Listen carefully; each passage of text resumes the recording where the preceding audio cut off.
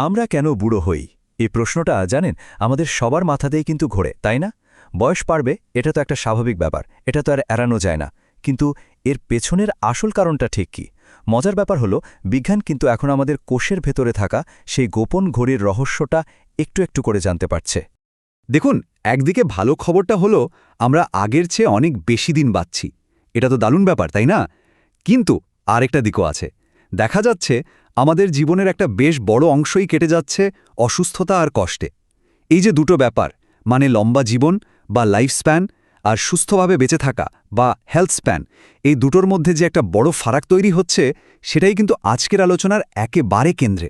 তো এই রহস্যটা সমাধান করতে হলে আমাদের একদম শরীরের গভীরে ডুব দিতে হবে, মানে আমাদের কোষের ভেতরে।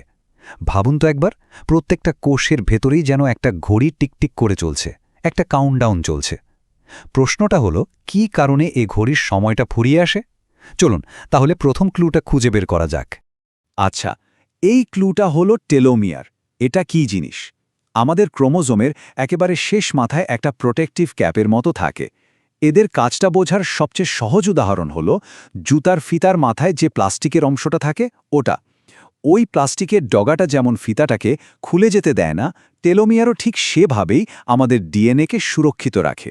বলা যেতে পারে এরাই আমাদের জেনেটিক তথ্যের আসল বডিগার্ড। আসল খেলাটা কিন্তু এখানেই।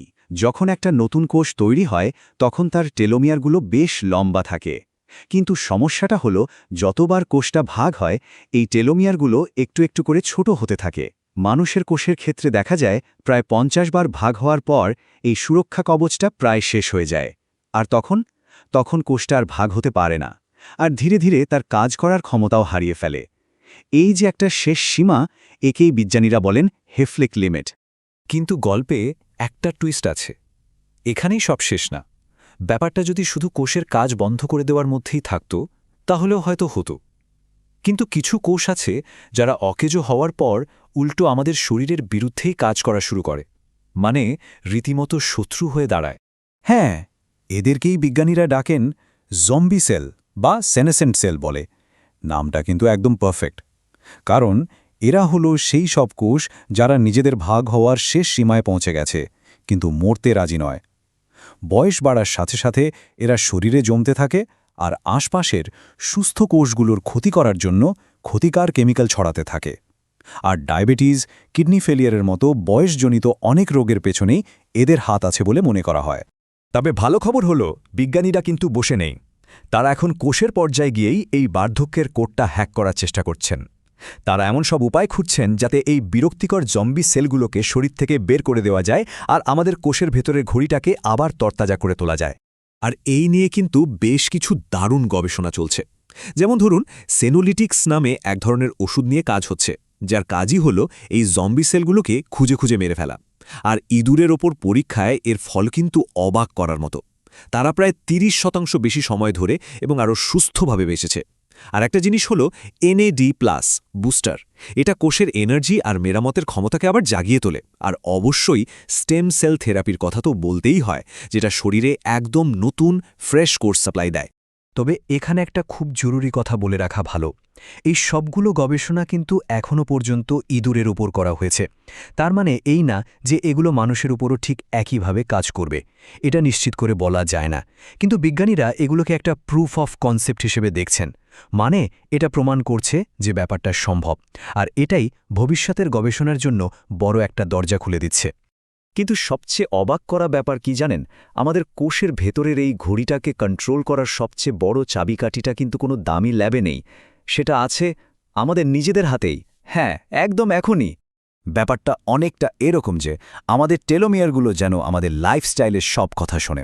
একদিকে যেমন লম্বা সময় ধরে স্ট্রেসে থাকা, যাতা খাওয়া বা স্মোকিং করা, এগুলো টেলোমিয়ারকে খুব দ্রুত ছোট করে ফেলে। আর অন্যদিকে নিয়মিত এক্সারসাইজ, মেডিটেশন আর হেলদি ডায়েট ঠিক তার উল্টো কাজটা করে। এগুলো টেলোমিয়ারকে রক্ষা করে, আরও শক্তিশালী করে তোলে।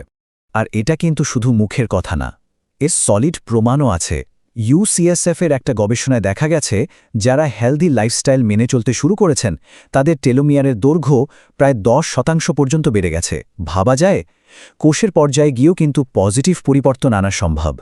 তাহলে প্রশ্ন হলো, নিজেদের হেলথ স্প্যানকে সাপোর্ট করার জন্য ঠিক কি করা যেতে পারে তালিকাটা কিন্তু খুব সহজ, যেমন সপ্তাহে অন্তত 3 দিন নিয়ম করে ব্যায়াম করা, মেডিটেশনের মতো কোনো উপায়ে স্ট্রেসটাকে কন্ট্রোলে রাখা, ব্যালেন্স ডায়েট মানে শাকসবজি বেশি করে খাওয়া, আর হ্যাঁ, খুব জরুরি হলো ভালো আর পর্যাপ্ত ঘুম, আর সবশেষে ধূমপানকে তো একেবারে না বলতে হবে, আর অ্যালকোহল যতটা সম্ভব কম। সুতরাং পুরো আলোচনা থেকে মূল কথাটা কিন্তু একদম পরিষ্কার। বার্ধক্য মানে শুধু একটা ঘড়ির কাঁটা উল্টো দিকে গোনা নয়, এটা আসলে একটা জটিল প্রক্রিয়া যেটা আমরা অবশেষে বুঝতে শুরু করেছি, আর সবচেয়ে বড় কথা হলো এর ওপর আমরা প্রভাবও ফেলতে পারি।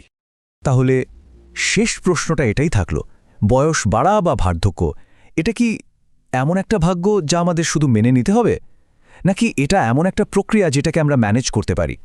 কি মনে হয়? ভাবনার বিষয়, তাই না?